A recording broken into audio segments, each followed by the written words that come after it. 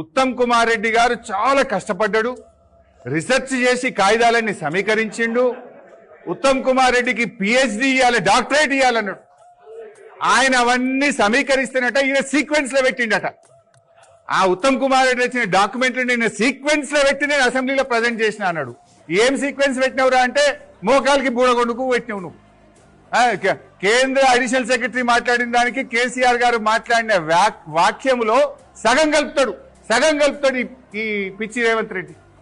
ఇక మాటలు జారుతున్నట్టున్నా కానీ ఆయన అసెంబ్లీలో మా జారినాక నేను ఇడ మా జారినా తప్పులేదు వాస్తవంగా చెప్పాలంటే. అంటే ఇప్పుడు చెప్పు రేవంత్ రెడ్డి, నేను అడుగుతున్నా, నాలుక కొయ్యాలి అన్నాడు.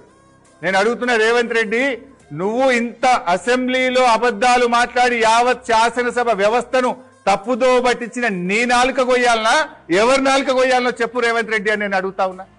అసలు నా దృష్టిలో చీమునెత్తురున్నోడైతే, మనిషి అయితే, ఈ రకంగా శాసనసభను తప్పుదో పట్టించి ఇంత ఘోరంగా ఎక్స్పోజ్ అయినోడు చక్కగా రాజ్భవన్ పోయి రాజీనామా చేయాలి.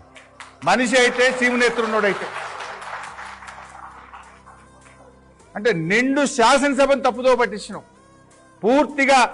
అసలు పైన 2 లైన్లు కింద 2 లైన్లు కలిపి చదువుతాడు. కిందికి వెళ్ళి మళ్ళీ మీదికి పోయి మీటింగ్ ప్రారంభంలో థ్యాంక్స్ చెప్తే ఈయన 299 ఇచ్చినందుకు థ్యాంక్స్ చెప్పిండు అంటాడు. అసలు ఈ మనిషివా నువ్వేమన్నా? సరే, నేను ఇట్లా మాట్లాడితే ఇప్పటికే నాకు తెలిసి నా మీద దాడి చేపిస్తాడు, నా మీద అక్రమ కేసులు పెడతాడు, అవసరమైతే హత్యాయత్నం కూడా చేస్తాడు. దానికి నేనేం భయపడదు.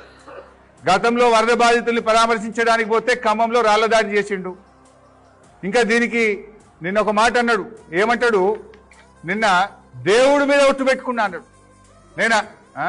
నిన్న అసెంబ్లీలో దేవుడి మీద ఆన అంటే నేను అంత సత్యమైన మాటలు మాట్లాడుతున్నా, ఇక దేవుడి మీద ప్రమాణం చేసినట్టు అసెంబ్లీలో మాట్లాడి ఈ పుణ్యాత్ముడు.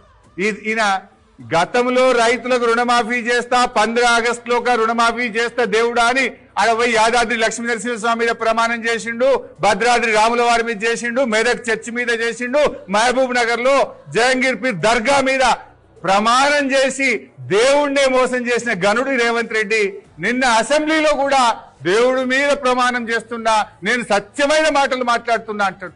ఇది సత్యమా? ఇవి సత్యమైన మాటలా?